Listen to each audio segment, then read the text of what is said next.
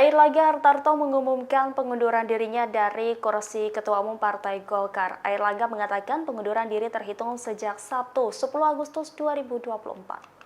Airlangga mengaku mundur karena ingin menjamin keutuhan Partai Golkar di tengah proses transisi masa pemerintahan yang akan berlangsung dalam waktu dekat.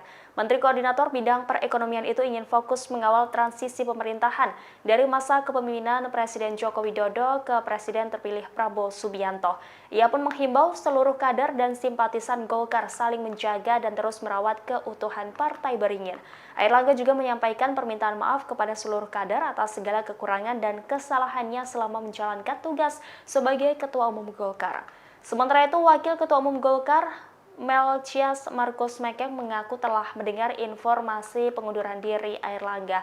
Ia juga tidak menampik kabar yang menyebutkan bahwa Wakil Ketua Umum Golkar, Agus Gumiwang Kartasasmita, yang akan menggantikan Airlangga sebagai pelaksana tugas Ketua Umum Golkar. Namun, dia belum membeberkan informasi lebih lanjut perihal pengunduran diri Airlangga ini. Saya Airlangga Hartarto, setelah mempertimbangkan dan untuk menjaga keutuhan Partai Golkar dalam rangka memastikan stabilitas transisi pemerintahan yang akan terjadi dalam waktu dekat, maka dengan mengucapkan Bismillahirrohmanirrohim serta atas petunjuk Tuhan Yang Maha Besar, maka dengan ini saya menyatakan pengunduran diri sebagai Ketua Umum DPP Partai Golkar. Pengunduran diri ini terhitung sejak semalam, yaitu Sabtu 10 Agustus 2024.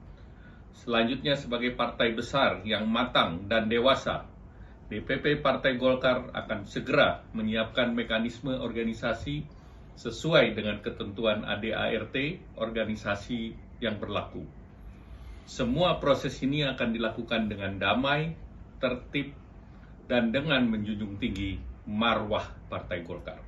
Download Tribun X sekarang, menghadirkan lokal menjadi Indonesia.